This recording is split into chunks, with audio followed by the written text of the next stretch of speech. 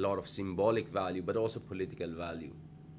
As one former general, someone who used to work in Malacanang told me, Richard, keep the fire burning, right? Dapat tuloy-tuloy ang laban, no? So, it was a collective effort. It was not just Lenny, it was not just Justice Carpet, it was not just me or whatever. We all worked together. And I think we have to be proud of what we did during these years to ensure na hindi totally irreversibly compromise yung ating interest sa West Philippine Sea. Now, none of this, of course, excuses yung kapalpakan ng ibang administration sa Pilipinas. Given na yan. We can have a long discussion about how we lost Scarborough Shoal, effectively. We can have a conversation about why we're not prepared for mischief reef. And as I said, it was Marcos Sr. who actually put us in a strong position to defend our interests sa Calayan Group of Islands. These are facts, all right? So we're fair, we're objective. This is not about partisanship. But we also have to appreciate when our leaders, including a former Vice President, duly elected Vice President LENI Robredo, held her ground. Very difficult time. And remember the emotion of that moment when she said, "Mandigan tayo," di ba? That really inspired a lot of people to continuously push back yung mga shenanigans ni Tatay na pro-China here and there. Again, as I said, I understand, I actually agree with Tatay Digong na we should be less dependent on the West. Wala akong argument dyan. Ang problema is yung solution niya, which is jump to the other side, was even worse. Right? And as I said, there's a third way. And the third way is to work with a whole network of partners and allies and not depend on anyone, including the US in particular. Right? Yun yung parati natin sinasabi. But of course, no one listens to these things. So ito yung context ng sinasabi natin mga kameta. So in particular in 2018 also, we saw that the rain, including a strong rain, right, what we have seen today, did not stop Lenny from standing her ground. So this was very symbolically important. It really gave political strength because people were gasping. A lot of people who care about the West Philippine Sea were really gasping for oxygen, right? Because ang tricky talaga ng situation na yan. Super tricky situation. And maybe we have to write a memoir about this one day, or at least some sort of a journalistic account of the emotion of the moment. Emotion of the moment. I know now no one wants to talk about Tatay and all of those years, but for some of us, somehow in the thick of action or kind of at least observing the texture of the political contestation, we don't forget it. I remember those days very well. Now, let me end on this point, mga kameta. Why am I still optimistic about the direction of the Philippines? About us getting closer to having a more substantive form of national independence? May dahilan dyan. Hindi lang to sentimental or paewan, ganun. No. I'm very serious about this. We have had problems. We have many issues about how independent we have been because we were so dependent on the US after the Second World War and all. You can take the lens of neocolonialism, you can take the lens of damaged culture, which I think is a terribly Orientalist way of putting things. No offense to James Fallows, but that was very Orientalist. You can take many lenses. You can blame liberal, pro-American leaders, supposedly. Go ahead. So it's not like Duterte came out of nowhere. No. He was also responding to this culture of dependence on the US. Except, as I said nga, yung solution niya medyo problematic, to put it mildly. But my argument is that the Philippines right now is in a better position, much better position, to really become a captain of its own strategic destiny, to put it, a little bit more poetically,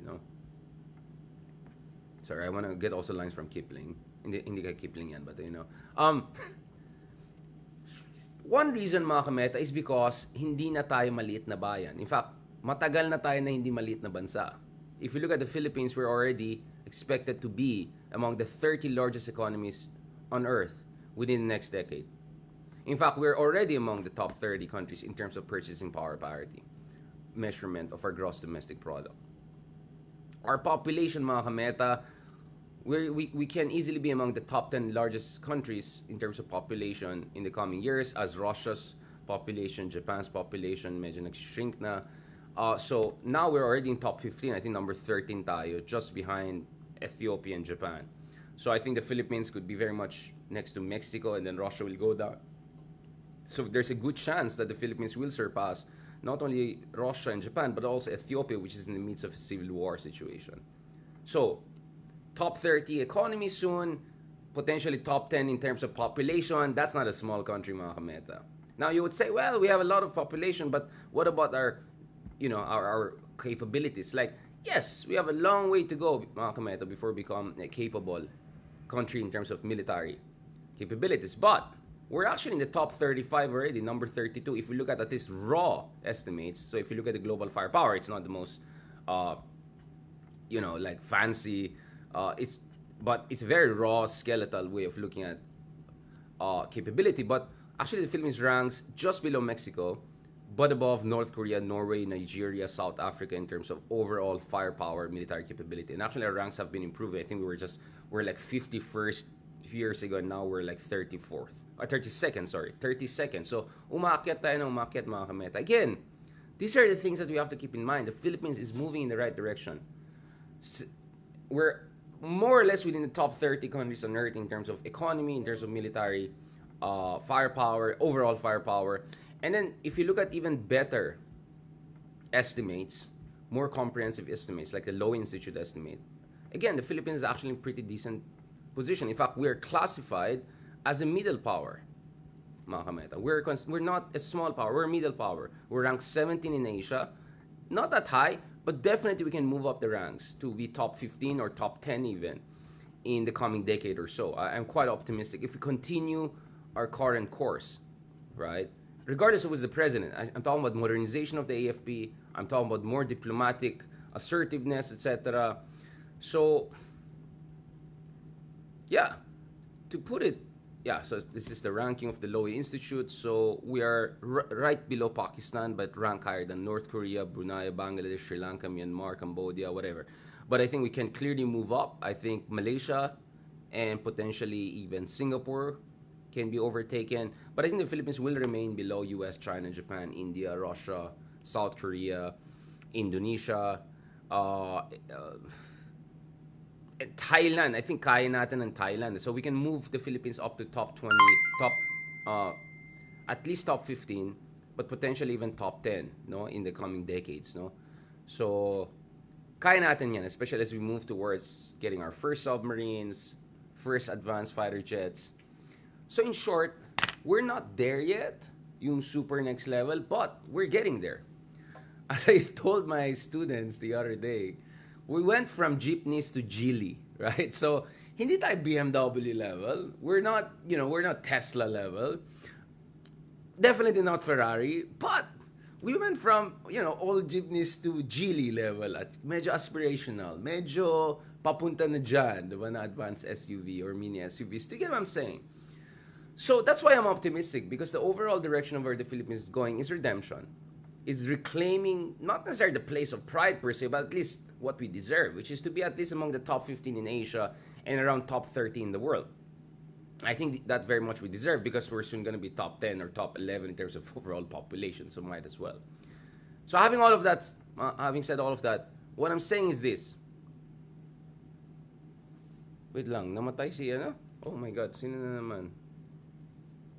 Wait. Sorry, may update ako bigla from New York Times dito. Wait. Check natin yung Italy politics. Oh my goodness. Anyway, so what I'm saying is this. It's true that national independence is still something na hindi natin ma-consummate 100%. But we're getting there. We're getting the capability. We're getting the audacity. We're getting the right imagination. I think with the right leaders, with the right kind of thinking, right kind of discourse, we can get there. We can get there and reclaim our place of pride among the Asian peoples and in the world, mga kameta. Kaya yan. Very reasonably kaya yan. I gave you numbers and data, so this is not just like blah, blah, blah, blah. No, this is real. We're very much easily going to be among top 30, and we can even push it to top 15 countries on Earth in terms of overall capabilities and power and all. Alright? On that note, thank you very much, mga kameta. Maligayang Independence Day sa inyong lahat.